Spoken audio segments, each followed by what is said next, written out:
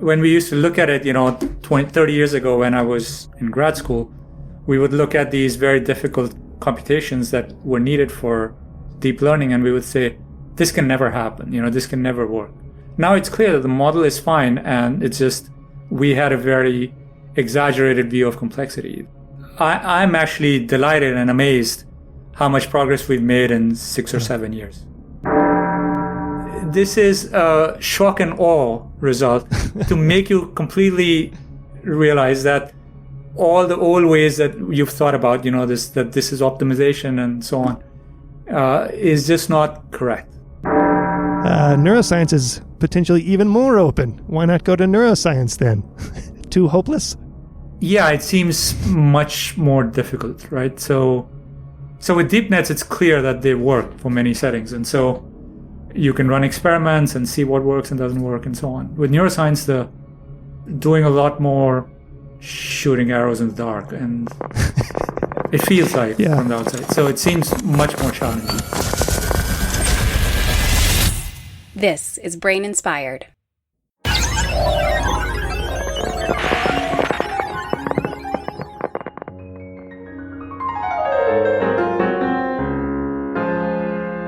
Hello, it's Paul.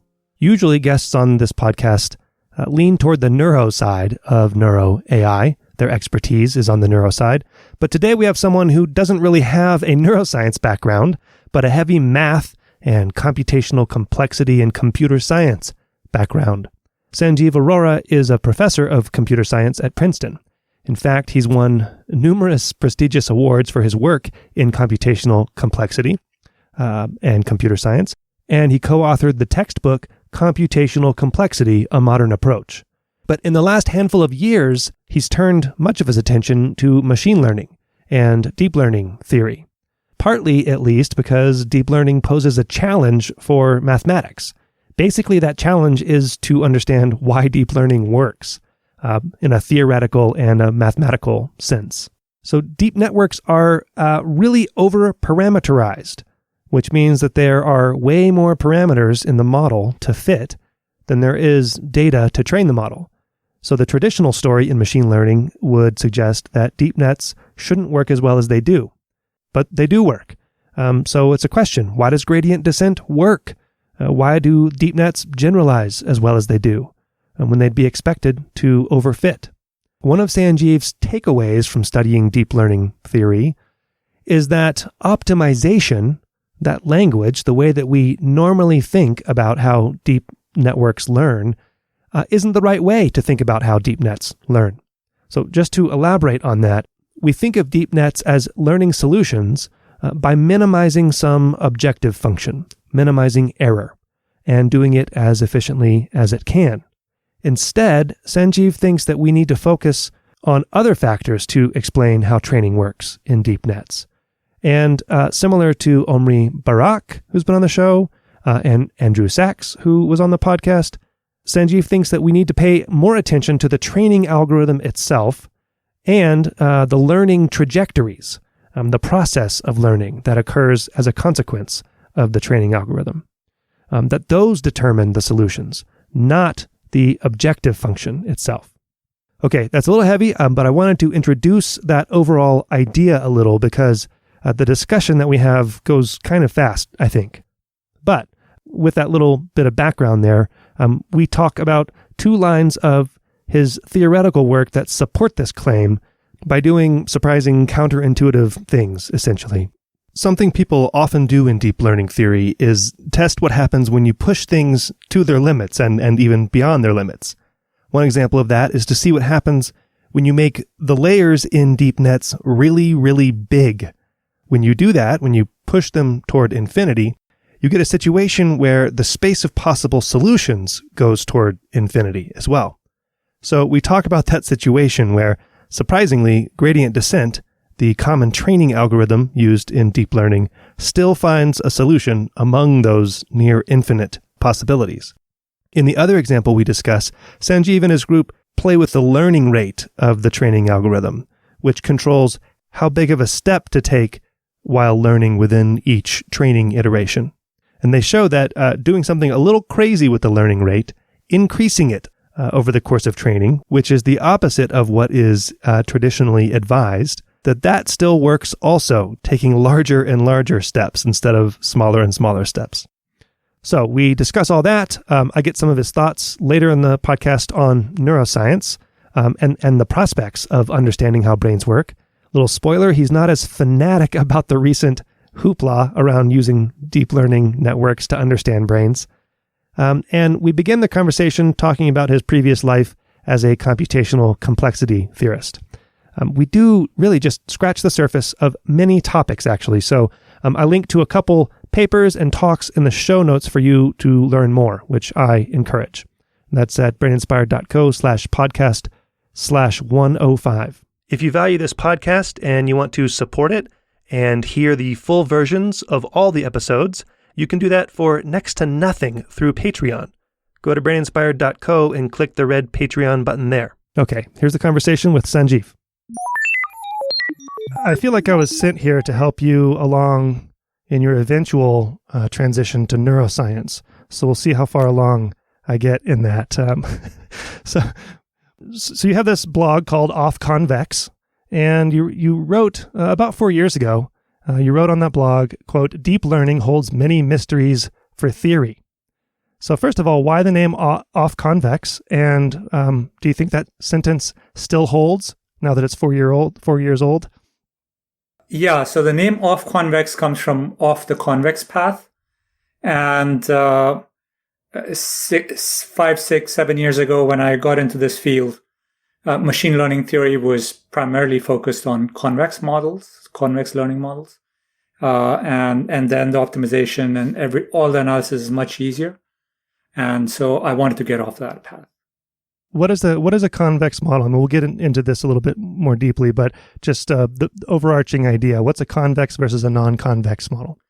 Okay, so a convex model is where, if you look at the parameter vector, so think of the model as a parameter vector of parameters.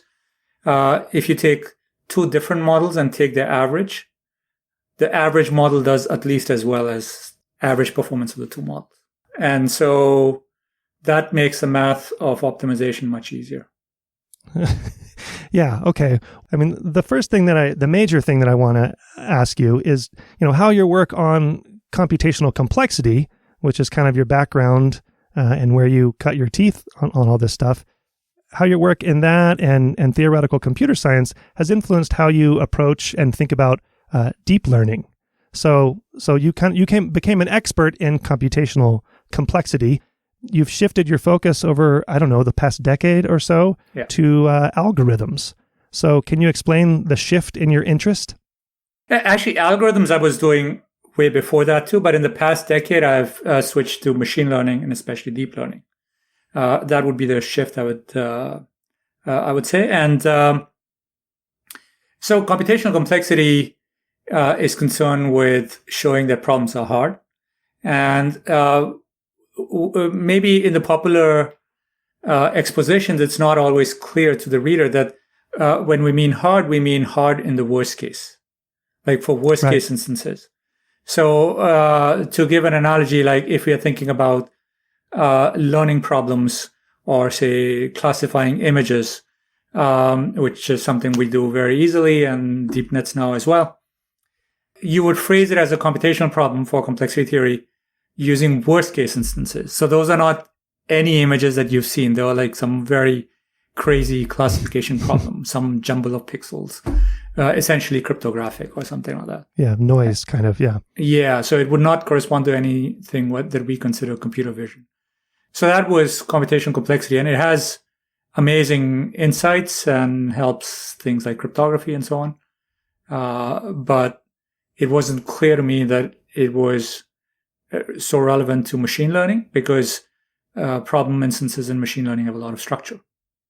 And so when I got my feet wet in this field, I quickly realized, we did some work in topic models and so on, where it was clear that there was a lot of structure in the problems that you could leverage and come up with provably correct algorithms.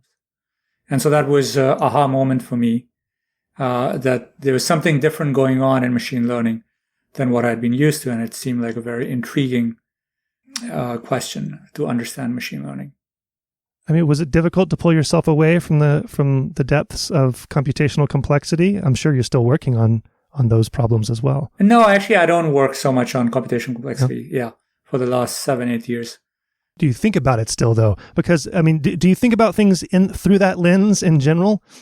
Yeah, you can never get away from who you are, right? So you are the sum of all your experiences, just like a machine learning model. So, yeah. So certainly it does inform how you look at things. Well, I wanted to ask you, and we'll talk more about brains and neuroscience later, but I just wanted to ask you right off the bat how you view, the current state, if you have a view, how you view the current state of neuroscience and just how you view brains and their function in general, given your background. So it's been a fascinating process to discover that as well, what's going on. I guess the interesting things that I've learned about the brain have to do with a higher level about things that are at a higher level than neurons. Because, for ever since I've been in science, right, one hears about neural nets and the neural inspiration, and that part is not as developed is what I was surprised to learn, that we really don't understand neurons and their precise functioning and so on. The real neurons, you mean? The real neurons, yes. And but there's this entire world of fMRI and all kinds of other imaging, which is fascinating, which is a higher level, which I really didn't know about 10 years ago so much. What do you think about fMRI? Because I'm a neuroscientist and I look at an fMRI picture and I think, that's where it happened. That's where oxygen is increased. And that's like the limits of, I don't know how much it really tells me or what it explains. It explains almost nothing. So correct. But then you contrast it with, the very elementary questions about neurons and what they're doing, which are still open.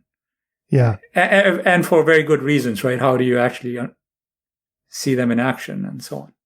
Right. One of the reasons I was asking is because I think with the deep learning boom, and I guess hints of this were on the horizon beforehand even, I don't really know, but algorithms are the popular kids on the block here these days in neuroscience. And so you're right in the popular vein of how to understand deep learning and how to understand brains, I think. So you think algorithms are where it's at, huh?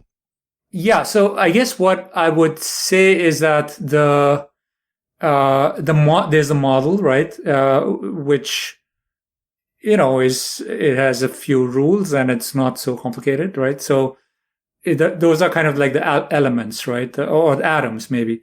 And then you put it together and something emerges. And what emerges is really a result of the training algorithm. You mean by model, you mean individual neuron units, or do you mean the architecture? No, the collection of millions or billions or more.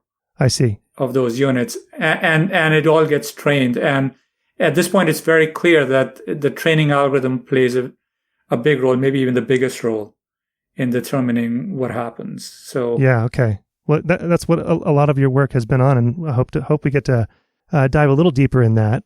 Looking at kind of the bigger picture still, what do you find? What do you see as difficult about deep nets? With respect to the traditional optimization problems that you faced in computational complexity work that you've done. Yeah, so in computational complexity, even the simplest problems are difficult. Like optimizing a cubic polynomial. Is difficult, NP hard. So, with worst case complexity, you really don't get very far. So when we used to look at it, 30 years ago when I was in grad school, we would look at these very difficult non-convex computations that were needed for deep learning, and we would say, this can never happen. This can never work. There must be something wrong with the model. But now it's clear that the model is fine, and it's just we had a very exaggerated view of complexity that that these models can be trained with very simple algorithms. And is it because you were looking for exact solutions? I mean, that's sort of the goal, right? No, the issue is what I mentioned earlier about worst case complexity. So when I say that, optimizing a cubic polynomial is difficult, it's on some very artificial data set. So, I mean, you said that a central goal of complexity theory is trying to prove that some algorithm is the most efficient to compute some task, and that a better algorithm doesn't exist. So how do we think about that in deep learning?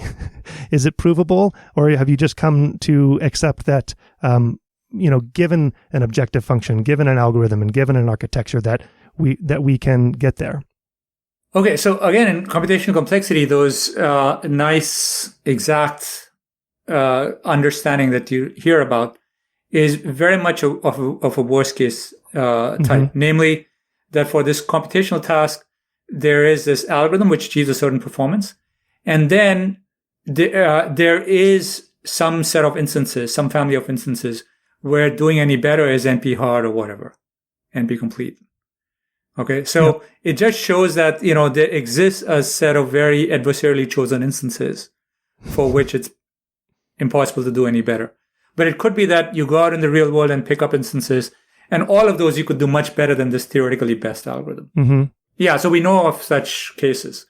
So that's where I came from, that I was very interested in this phenomenon that real world complexities is quite different from what complexity theory gave us. So and so do you see deep learning as capturing that real world complexity and as some sort of middle ground? So if 0 is best case scenario, right, and NP is worst case scenario, where is deep learning in that scale?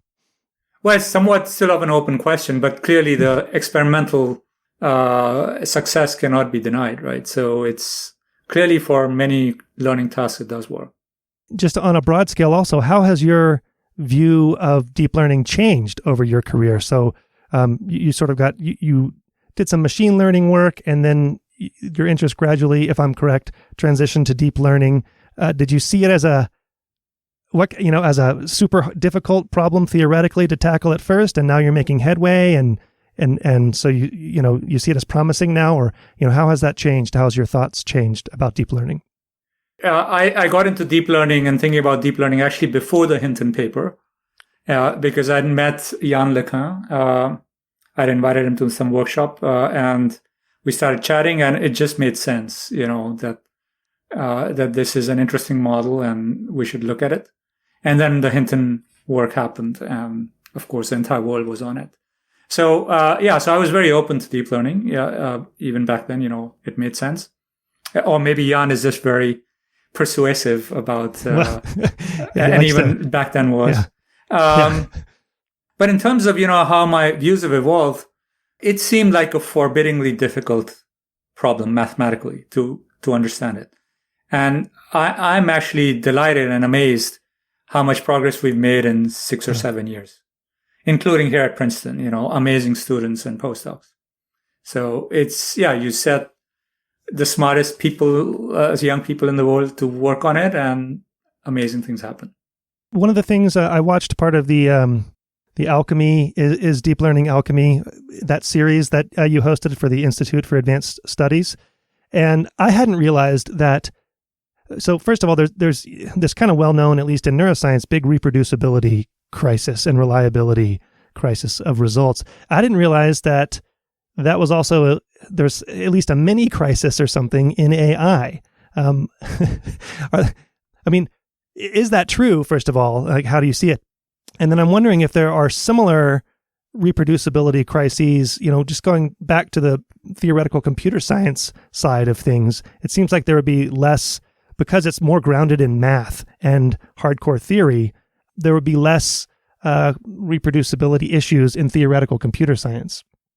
I mean, in theoretical computer science, usually the proof that something works was mathematical. So there was no claim that it would be the best algorithm in practice. And often for many problems, the best algorithm in practice would be something completely different. Maybe something more like, deep learning, heuristic. Anyway, but in terms of reproducibility crisis, one should be clear that it's not of the same type as in science, or social science. Other people are able to reproduce the results on the same data set. The reproducibility crisis is, what the takeaway is. Does that mean that that particular method that you introduce, which on this benchmark gave 5% improvement, is that robust in to other tasks? So that's the crisis. So it's a little bit different. It's not the same issue. Like in the social science experiments, arguably it was just bad application of mathematics. And here it's just over-optimistic takeaway from one experiment. Well, I thought, so in neuroscience, part of the problem is that my lab can't reproduce your results. You tell me what you did, and I try my best, and I can't reproduce it. And that, from what I saw, that's also a problem. On the same data set, though?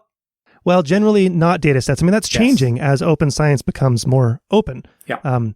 But, I mean, there was one talk, Joelle, I think, and we don't need to get into details, but... Joelle Penot, yeah. Penot, she was showing, and you go on GitHub and there are 100,000, open algorithms that you can use, and using the same algorithms, same hyperparameters, same everything that she could, and she was getting different results, if I'm understanding that correctly. That there's some, like the reporting maybe isn't as clean and as forthcoming as it could be, or maybe I'm missing something. I don't know. Am I missing something? There's probably there's probably a range of issues, ranging from just incompetent research to, there's sort of a sliding scale of probably the issues. It's such a vast field that she says 100,000 or whatever codes. So and then she was talking about reinforcement learning. Yeah. Which does have this issue that it's in some sense testing and training on the same set. Right. So a maze task or something. Yeah. You test and train on the maze task. Yeah. So that's sort of a special case. So where it starts getting to be kind of like the reproducibility crisis in social science and science. But so in the non-reinforcement learning world, then the reproducibility issue is really just the conclusions aspect. Like, what can I use from this to build my own and make progress? Yeah. So we don't really have a science for knowing, broad applicability. I mean, that's not part of the paradigm, right? You have a data set and you do well on it. But how representative is that data set of whatever you want to do out in the real world? Oh, okay. So that kind of gets into generalizability. Well, it's actually meta generalization, I would say. Meta generalization. Yeah, that's right. Yeah, not the classic generalizability. Yes. Okay. So my second kind of main, topic or question for us is just what you're discovering in deep learning theory. You talk often about the mysteries of deep learning. One of them being gradient descent, essentially that it works, and that it can lead to a almost near zero error. And the other is that deep learning networks don't overfit, because classically, theoretically, they were thought, or the assumption, I suppose, would be when you have something that is highly overparameterized, that it would overfit the data. And there's this, that's a classic assumption, I suppose. So where do you think we are broadly in respect to those two mysteries? And then we'll get into some of your work in particular. Yeah, so it's clear that the training algorithm has a lot to do with it. And also the data, right? There's some structure in the data. So you put the two of them together and somehow things work. And that's what we're trying to understand. That, generalization happens and zero training error is achieved. But I guess the mathematical difficulty in understanding that seemed fairly large, and at least there's been reasonable progress in the last 5 years or so of understanding, albeit for simpler models, this trajectory of optimization and how it determines the properties of the final model, and also why it promotes better generalization. So you can see that going on with rigorous proofs in models that are somewhere between a full-blown deep net, the kind that you would deploy, and, the classical models like kernels. So there's some range of in-between models where we've seen clearly what's going on. And then in the real-life models, just in the last couple of years, there's been a few papers from our group with grad student John Lee being a very key author in those, which actually tries to understand this evolution of the model during optimization, the trajectory, mathematically for real-life nets. And there's some theorems and some mathematical understanding of what's going on. How did you, that's part of the take-home lesson, is that trajectories are more important than we used to think that they are. I mean, we used to think that the only important thing was the objective function landscape, right? And to minimize, to find some minima in the objective landscape. But what you have found, and I've had Andrew Sachs on the show. I also had Omri Barak, who considers the dynamical processes and the learning trajectories kind of as a prior on ongoing training. And so there's a lot of interest in focusing on the learning dynamics and the trajectories now. How did you come on to that? Well, I guess it was clear from the experiments that, something's happening during training. So that part was clear. The question was how to understand it. Mm-hmm. Yeah. And what we, and I guess some other people also in the field, quickly latched onto was that you need this, the only vocabulary we have for understanding that is evolution of these systems under, basically in the gradient, right? So this was studied in many settings in classical mathematics. And so we sort of adopted some of that terminology and some of the works there. I mean, that field isn't really developed enough, as far as I can tell, to help us directly with deep learning. Which field? Like this class, there's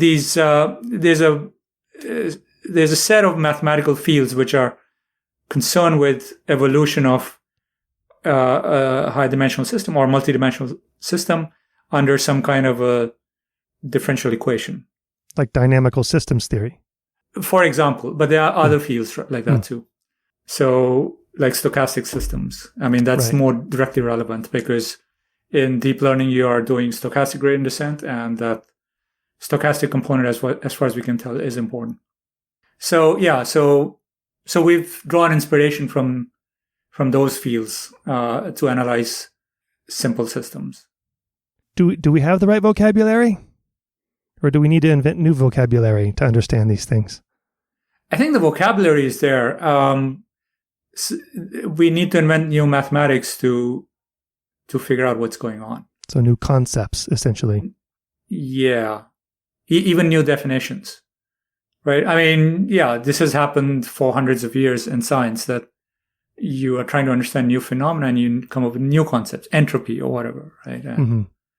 And those are sort of very germane to the phenomenon. You talked about understanding. Do you think that there is more explanatory power in understanding the trajectories to help us understand deep nets relative to analyzing objective function landscapes, for instance? Oh yeah, the landscape viewpoint is it can be very misleading because think about deep learning. You start from random initialization, right? And then you just follow the trajectory of gradient descent. So you're sampling this landscape in a very special way. Because thinking about, so it turns out that most objective function landscapes have lots and lots of local minima. And so what you're saying is that you start randomly, and you're bound to end up in one of those local minima among many, and you're kind of stuck with, if you start on a bank, stochastic gradient descent is going to take you down to that local minima. Yeah, but what I'm saying is that if you so the landscape view often just treats the landscape as a black box, like the objective as a black box. It's some function with some differentiability properties and, norm of the gradient, things like that, right? Lipschitz constants. And that's a very uninformative view of what's going on. Whereas if you're going to analyze trajectories, you're going to do something more than that. And that's actually more directly relevant to what's happening in deep learning. So let's talk about two of the things that you've done to help open that black box.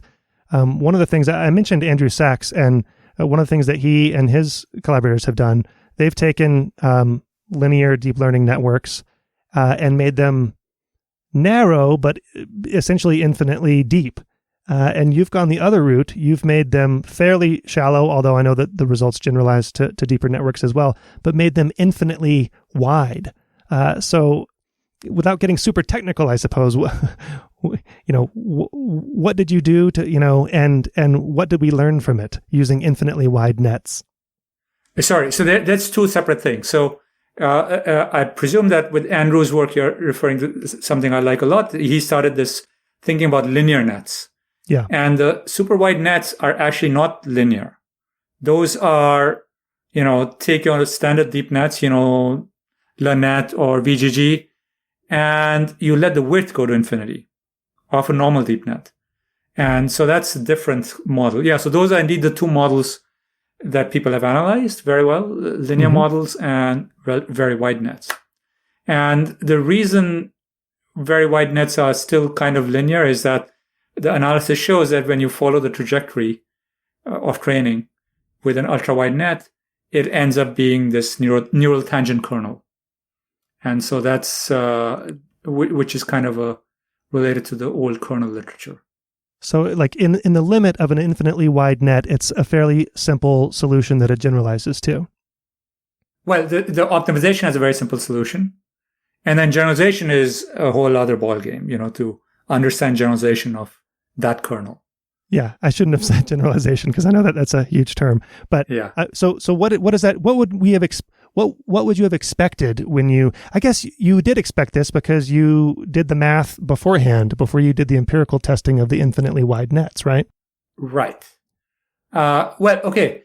So the reason we meaning the field, came up with this notion of an infinitely wide net is that it was clear that with deep learning in practice, you can use very wide nets like the wide res nets and, make the width really a lot and they do even better. Okay. So it doesn't hurt optimization, doesn't hurt generalization.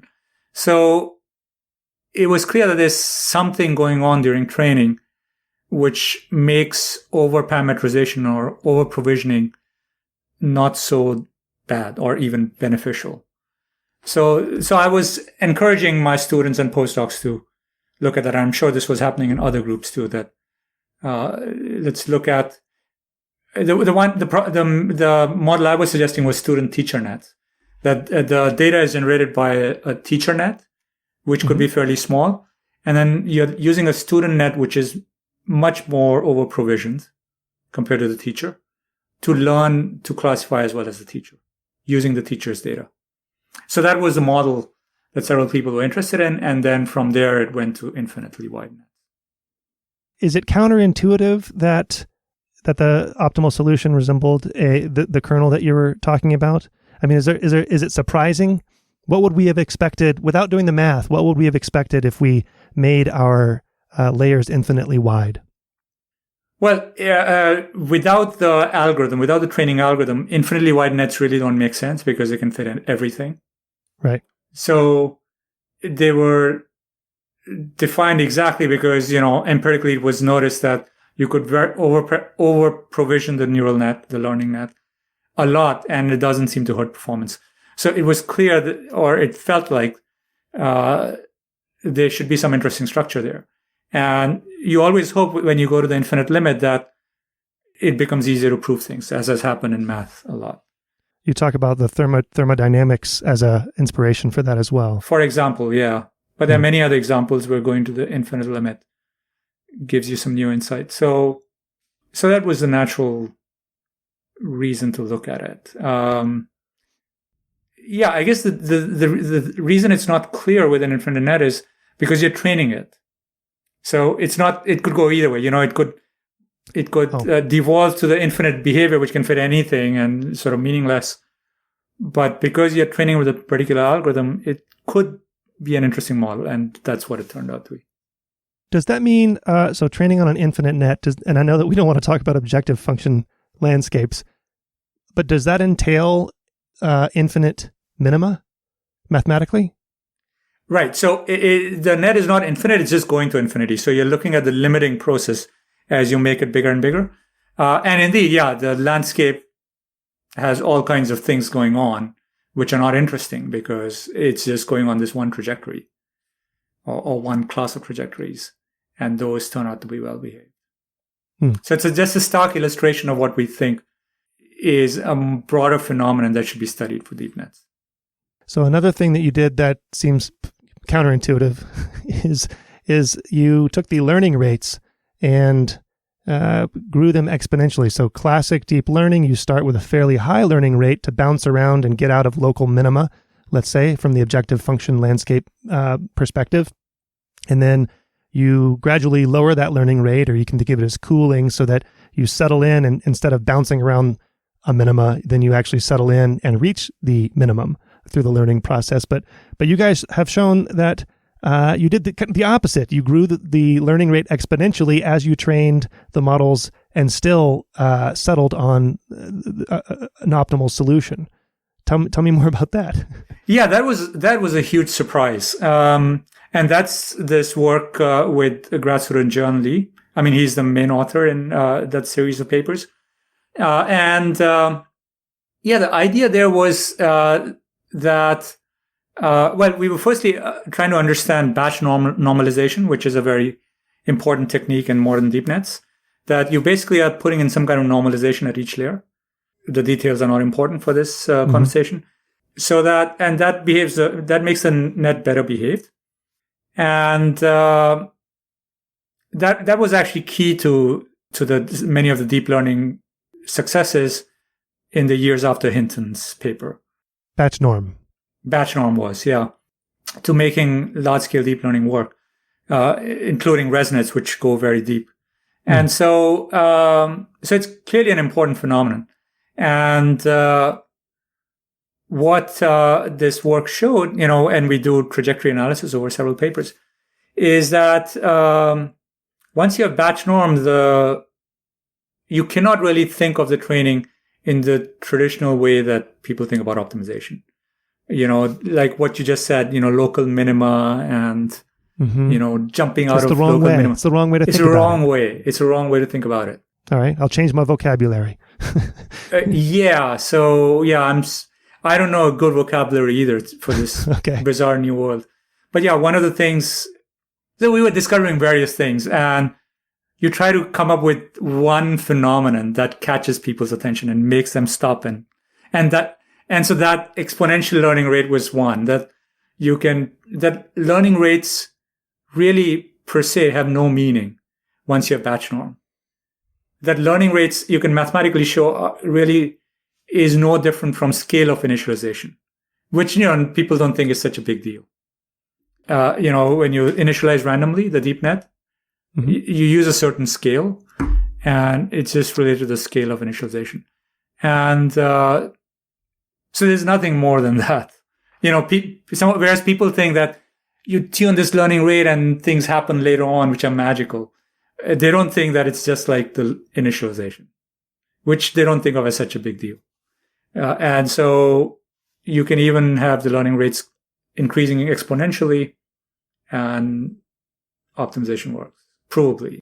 Is this an example of the whatever, I don't know if crisis is the right word, but just one of the fallacies in the machine learning and AI world, deep learning world, that, everyone should just start with a high learning rate and decrease. So the conclusion was not merited. Is this an example of that? Well, ironically, in a follow-up paper with Gian and another student, we actually show that you can actually train with very low learning rate all along too. Yeah. So it just violates all standard ways of explaining what's going on in deep learning. So that's all. That was the point. I was at a workshop right before the pandemic started, with Jan LeCun, Yoshua Bengio, and others. And I briefly presented this work. And Yoshua said, so what's the takeaway of this? What should I learn? So I said, this is a shock and awe result to make you completely realize that all the old ways that you've thought about, that this is optimization and so on, is just not correct. That's the main takeaway. Well, that's not very prescriptive. I mean, should we get rid of batch norm? Is that one? No, not at all. No, it's just showing that, so it's going back to the themes we've been discussing, that, that the old way of thinking about deep net training, was using this optimization view and the landscape and the first order minimum, second order minimum. And that just doesn't fit what's going on in deep learning. Just accepting that is a big step forward, right? Because if you're thinking in a way that really is not a good fit, then you cannot discover the truth. You have to admit your addiction to start to treat it, I suppose. Something like that, yes. So when you're in a talk and someone starts talking like I was talking about objective landscapes, do you take a quick cat nap, or do you throw a tomato, or do you boo them? What happens? Well, no, I wouldn't boo them. But I lose interest. Okay, because they're not hitting the right, because that it's off of what will be useful theoretically to move forward in deep learning. Is that the case? Well, useful, as you say, useful is when you change, what everybody's doing, right? But in terms of, it's clear that that's a very, that vocabulary, the classical vocabulary, is not a good fit to what's actually happening under the covers in deep learning. Now, what we do with that realization, whether huge new inventions come out of it, it still remains to be seen. But certainly we should remove the cobwebs from our mind, as some college teacher of mine used to say every 15 minutes. Let's remove the cobwebs from our mind. So keep the beginner's mindset. Yeah. How did Jan and Yoshua, when Yoshua said, what's the takeaway, and you told him this, what was their reaction? Were they accepting? Yeah. I mean, they're very curious that all the classical ways of, they had a certain intuition about what's going on, that those intuitions are certainly very incomplete. Do you, so from this vantage point, do you feel like this is just going to keep happening? I guess the overall question is, where are we in the theory of deep learning? Like, how far along are we? How many more of these assumptions are going to end up we're going to have to throw them out and accept a different way of viewing things? So I think I often call the theory of deep learning's goal is to open the black box. Mm-hmm. And there are several black boxes. So one is this whole, what happens during optimization? And we're beginning to open that, at least in simplistic models. And with this, like the exponential learning rate and so on, in actual, models that people use. But the other black box that we have not touched is the data. Because the loss function depends on, of course, the architecture and so on. But it also depends on the data, right? And that's what makes that mathematical function a black box, because we don't know what the data properties are. So that's the black box that has not been opened. So this takes us a little bit toward, you saying that the data is another black box. Essentially, this is like thinking in brains. This is like thinking of the environment and the role that the environment plays in shaping the learning trajectories that our brains undergo. So maybe we're getting fairly close to, toward the end here, and maybe we should switch a little bit to speculative thoughts that you have about neuroscience. Just to start off, do you have opinions on, how much biological plausibility, I'm doing air quotes here, should be incorporated moving forward? When you're not thinking in terms of how brains do things, right? You're thinking in mathematical terms of how to move forward. Yeah, so I would argue that the trend is in the other direction, right? Like the neuroscientists have latched on to the deep learning paradigms and trying to use them. Anything That's new clear. that gets Yeah. invented, meta learning, suddenly the neuroscientists are using it. So, and I guess the reason for that is just paucity of data, right? That we just don't have enough data about what's going on in here.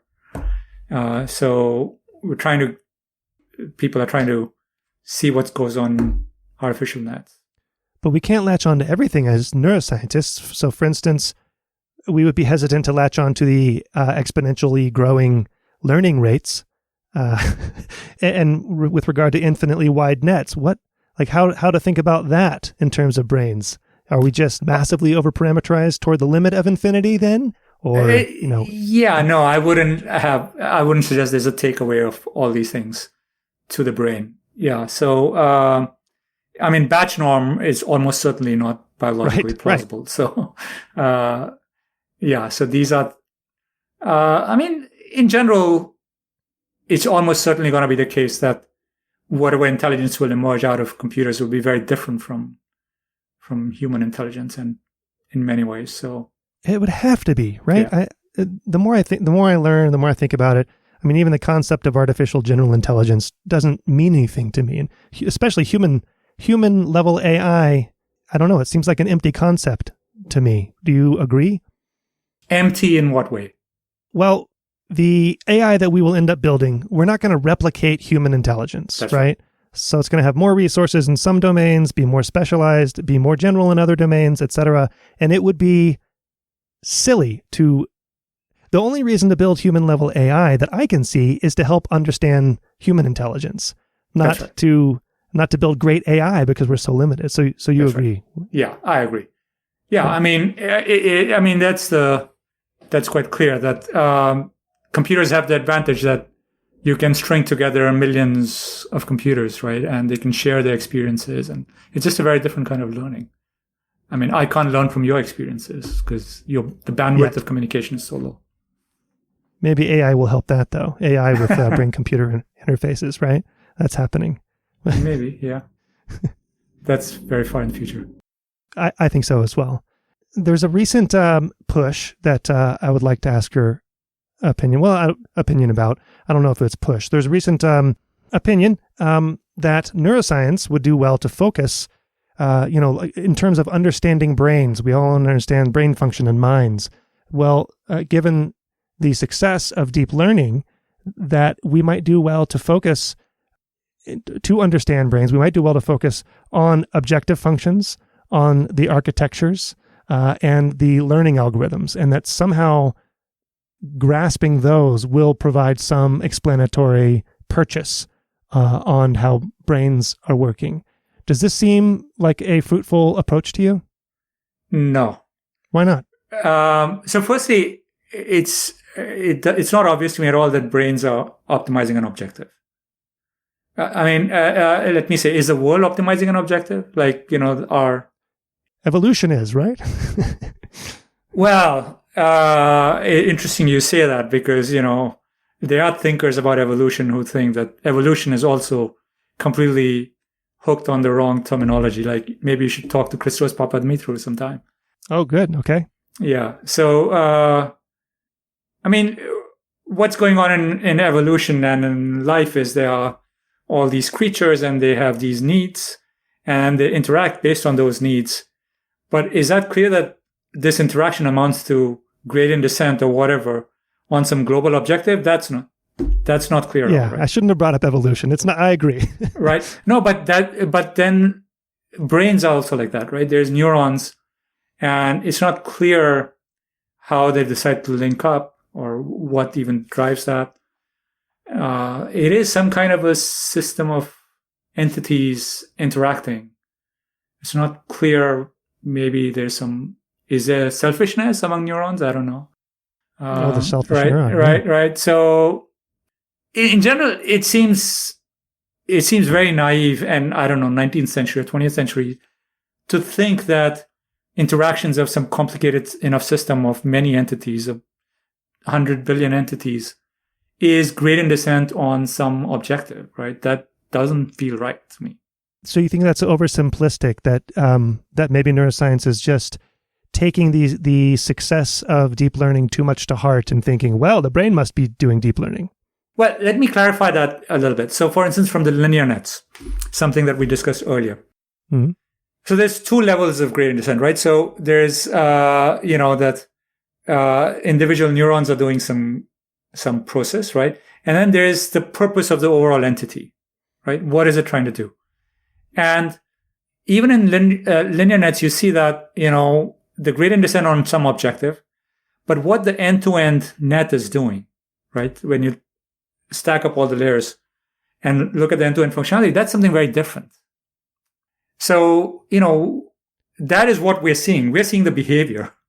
And then the gradient descent is done on some other objective, which is not the behavior. And somehow magically it leads to the behavior. And in fact, you can show that end-to-end behavior that it's exhibiting cannot be expressed, it cannot be expressed as a gradient of anything. That you can prove for linear nets. But so you're admitting of the potential existence of objective functions, of learning algorithms, but just that maybe we are unable to tie them to the end-to-end neural activity to behavioral output. To behavior, okay. Yes. So in that case, then, understanding the objective function or functions or learning algorithms and or architecture would be sort of barking up the wrong tree, because the behavior is sort of an emergent property that is, I don't know if orthogonal is the right word, but not tied directly to those functions. Yeah, I think it's too early to know, right? You can't generalize, you can't carry over conclusions from linear nets to brain.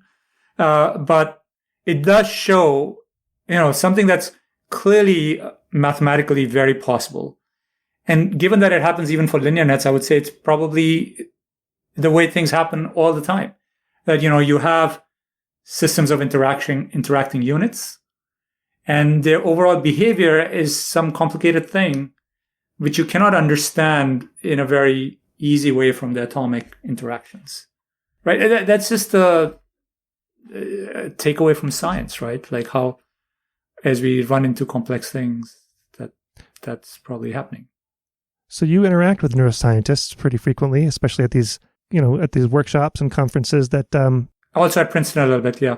Uh-huh. And at Princeton, yeah. Like Ori. So is there never a temptation? I'm curious about your own curiosity, right? Because what drew you into the algorithms and into deep learning is this, it's kind of an open field, right? Well, neuroscience is potentially even more open. Why not go to neuroscience then? Too hopeless? Yeah, it seems much more difficult, right? So with deep nets, it's clear that they work for many settings. And so you can run experiments and see what works and doesn't work and so on. With neuroscience, the capacity of experiments is very limited. So you're sort of doing a lot more shooting arrows in the dark, and it feels like from the outside. So it seems much more challenging, maybe in 20, 30 years. So you have like a comfort level with a field being somewhat, not constrained is the wrong word. You have hope to pursue. So I'm asking what advice you're going to give now. So to pursue a given topic, you need to feel like there can be progress made on it. And that's a question, I suppose. I'm wondering, what is your right level of unknown? So that, maybe there's a little bit, maybe a candle lit in the dark, so you're not shooting arrows in complete pitch blackness. Like, what's the right amount of luminance that you need to go shoot arrows? Yeah. So it's clear that okay. So firstly, my mind works in mathematical ways, so I like to understand things mathematically. And as we discussed earlier in the interview, it was quite clear that if you want to understand machine learning and especially deep learning currently, you have to get out of that comfort zone. You cannot mathematically understand everything. Mm-hmm. So then it becomes a little bit more like physics, that there is some level of mathematical understanding and some experimental. And then sometimes you just say, okay, systems are just too complicated, right? As far as I can tell, that's what my physicist friends tell me. We still don't understand superconductivity very well. Right. Things like that. So some phenomena are just too complicated. So maybe that's where deep learning is, maybe more like physics. We need math and we need experiments. And that seems like a reasonable, just from my philosophical bent of mind, seems like a reasonable state of affairs, that you can make progress. With neuroscience, it seems more challenging to me. That's just my philosophical makeup of my mind. How many more years will you be working on deep learning theory before you feel you've satisfied your own curiosity? That's always hard to predict. Yeah. It's already come a long ways compared to what I would have imagined 6-7 years ago. So you've outperformed your expectation. Well, I and the field, I'm not taking credit for everything that's happened, right? But there's, very smart people got into it, young people, and amazing things have happened. So you stay in a field until it's, so long as it's exciting, and it is very exciting. Speaking of young people, if you were going to give advice to someone entering the field, it sounds like you would shake them and demand that they pay attention to learning trajectories, that's the way in, and that's how we're going to make progress, and abandon objective function landscape thoughts. Would that be your advice? What would be your advice to someone entering into the deep learning theory field specifically? Yeah, I think the trajectory thing is fairly, at this point, pretty well established in the last 2-3 years. I think the young people are very aware of it. In terms of what I'm telling my students to look at, I'm interested in the data. What I said, that's the black box. That's the next black box. And actually, I got into machine learning looking at data, like topic models and other kinds of probabilistic models that we solve using method of moments. That's how I got into it. And I've always been interested in structure of data, like structure of language, of images. Yeah, I would like to understand that better. Does this go back to your thinking about NP, worst case scenarios, computational complexity wise? Was data part of that thought process as well? Right. So it's clear that real life data is not worst case, right? It has a lot of structure, and that's what makes learning possible. So yes, it's connected to that. But yeah, it's the black box in learning, right? The data is considered a black box. It's just a data distribution. And clearly the properties of the models that we learn depend on the data. So that's the next frontier. So in the next 5 years, I would hope that theory makes some progress in coming up with realistic data models. So they don't have to be 100% or even 75%, accurate, right? So language, people have tried to model for decades at this point, right? And it's very complex, and you won't have a simple probabilistic model that describes all features of language, but we can try to have a little bit more informative models than we have currently. Two quick questions here before I let you go. I know that you've got to go. One, do you think that that minds are inherently cryptographically unbreakable? This is hearkening back to your computational complexity days. Oh, you mean understanding the mind? Or decoding, like the contents of mind, yeah, and or understanding. Yeah, I'm not sure if that's currently formalizable. Like, what does that mean? So if you had like a core dump of what every neuron is doing at this moment, whether to understand. Yeah. What if we could record all neurons at millisecond time scale? So all spikes of all neurons. Yeah. See, the thing is that, then you're working with 100 billion data points or something, right? Or more. You don't need NP completeness for it to be basically unsolvable, right? Even if it takes, let's see, quadratic or cubic time, that's already intractable, right? With 100 billion data. So that's something to always keep in mind. So it's not clear that NP completeness is even needed here for it to be intractable for all practical purposes. Sanjeev, does P equal NP? It probably is different, yeah. That's what most people would say. Probably does not equal NP. Yeah. Yeah. Does your work on approximation, and so was it your thesis work where you proved that for NP problems, if you can find an approximation, it basically means that you can find an exact solution. So there's no advantage of approximating a solution relative to finding an exact solution. Is that work that drives you to believe that NP and P are different? Well, right. So that work would become fairly meaningless if P were equal to NP, because then you would just be able to solve problems exactly, and approximation goes away, right? The whole reason for approximation is that we cannot in practice do exact computation. Well, thank you so much. I know you have to go, Sanjeev. Continued success, and I hope to see you still at least thinking and talking about brains on occasion. Totally, yeah. Okay, thank you very much. It was a pleasure.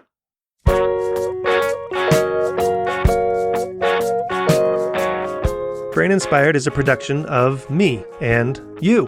I don't do advertisements. You can support the show through Patreon for a trifling amount and get access to the full versions of all the episodes, plus bonus episodes that focus more on the cultural side but still have science. Go to braininspired.co and find the red Patreon button there. To get in touch with me, email paul@braininspired.co. The music you hear is by The New Year. Find them at thenewyear.net. Thank you for your support. See you next time. The